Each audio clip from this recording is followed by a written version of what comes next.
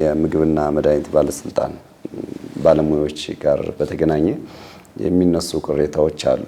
አላስፈላጊ መደራደሮችን ያደርጋሉ የሚል ነገር አግኝተናል እኛ በጥናትና ምንድነው ዛሬ የሚሉት? ትንሽ ሰዎች አይጠፉም ስላሉም እኛ እርምጃ ወስደናል። ለምሳሌ አሁን ባለፈው 8 ወር ላይ ብነግርህ በዚህ ደረጃ ላይ ያገኘናቸው አንዱ ህብረተሰቡ እኛ አሁን እየሰራን ያለው ህብረተሰቡ ማንቃት ነው፣ ነጋዴውን ማንቃት ነው።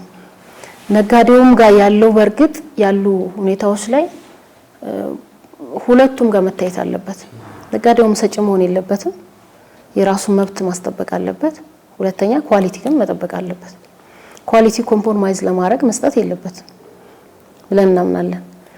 ስለዚህ ከዚህ አንፃር እኛ አሁን ባለፈው 6 ወር ላይ በዚህ ደረጃ ላይ ያገኘናቸው እየዞሩ እየተደራደሩ በተለይ ከፕሪስክሪፕሽን ጋር በተያያዘ ያለ ፕሪስክሪፕሽን መሸጥ በህግ እንደሚያስጠይቅ ይታወቃል። ከዚህ አንፃር እየዞሩ አምጣ ይሄ መድኃኒት ለዛውም ትልቅ መድኃኒቶች ያለ ፕሪስክሪፕሽን ማይሸጡ ሲሸጥ እዛው እጅ ከፍንጅ መያዝ አምጣ ብር እያለ ሲቀበሉ የነበሩ እኛ ተከታትለን ከባለሙያነትም አባረናል። ለህግም ተጠያቂ እንዲሆኑ አሳልፈን ሰጥተናል ለፍትህ ቢሮ። በህግ ፕሮሰስ ላይ ናቸው ያሉት። ስለዚህ ኢሚዲየትሊ የመጡልን መረጃዎችን መሰረት ካረገን ውሳኔ እንሰጣለን።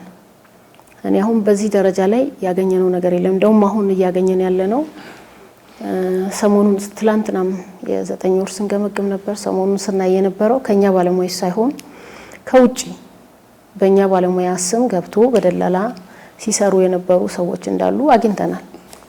ስለዚህ እነዚህንም ትግል ማድረግ እንዳለብን አይተናልና እኔ አሁን ንጹህ ነኝ እያልኩ አይደለም። ስለራሴ መመስከር እችላለሁ።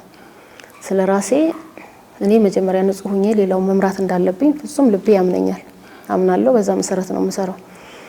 ነገር ግን ደግሞ በጣም በጥቂቶች ግን ሁሉም ይደራደራሉ፣ ሌቦች ናቸው ብለን ግን አንወስድም። ሁሉም ግዴታው መወጣት አለበት። ተቋሙ ስታንዳርዱ ማስጠበቅ አለበት። አስጠብቆ ንጹህ ጽዱ ሆኖ በትክክለኛው ሰርቪስ እየሰጠ ግን መጥቶ የሚያስቸግረው ሰው ካለ ደግሞ ይጠቁም።